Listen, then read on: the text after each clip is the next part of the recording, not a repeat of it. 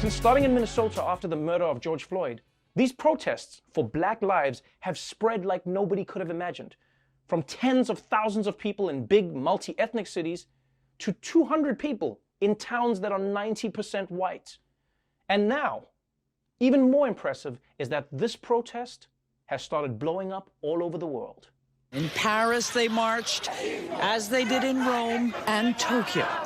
In Hungary, a silent crowd took a knee for 8 minutes and 46 seconds. COVID-19 kept Thai protesters off the streets, but on screen in a massive Zoom session. In London, joining this protest mattered far more than the lockdown rules. Thousands, many masked against coronavirus, gathered outside the American embassy. Your message is heard over here, and we'll keep fighting the same fight that you are.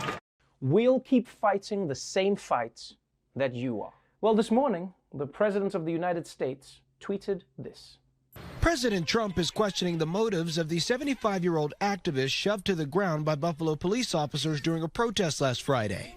The president tweeted, Martin Gugino could be an Antifa provocateur, and said, I watched.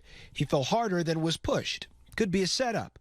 Gugino remains in serious but stable condition at the hospital. This is one of the more alarming tweets we have ever seen from President Trump. It appears to be based on a news clip from the One America News Network, which is a network for conspiracy theory kooks. Gugino is a longtime peace activist and volunteer for Catholic Worker, which is a movement dedicated to justice and peace. Yeah. Trump is so desperate to defend the police that instead of admitting that maybe they used excessive force and that none of them helped a person who was bleeding out on the ground, he turns around and blames the old man from that video for being an Antifa provocateur who busted his head open on purpose.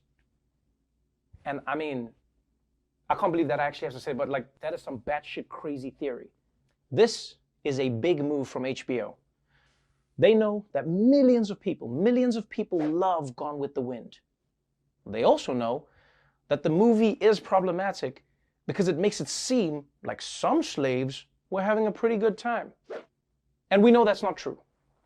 I know some people want to argue that. They want to be like, oh, but some slaves didn't have it that bad and some slaves weren't having a tough... Let me tell you something.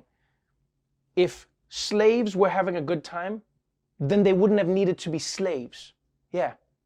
The people could have just let them go home and see if they come back. That's how you know people are having a good time. Another reason you know they weren't having a good time is because no white person ever tried to become a slave. Yeah, no white person was ever like, hey, honey, I'm going to go and see if they're hiring down at the plantation. I think I could make a pretty good slave. Do you think this outfit makes me look professional? Wish me luck. And look, I know that some people are going to argue that this is just a movie. It doesn't have to be an accurate portrayal of slavery. But my argument is, maybe you wouldn't have to rely on movies if American schools didn't use textbooks that referred to slaves as immigrants, right? And if they didn't give out homework assignments asking people to list the positive aspects of slavery.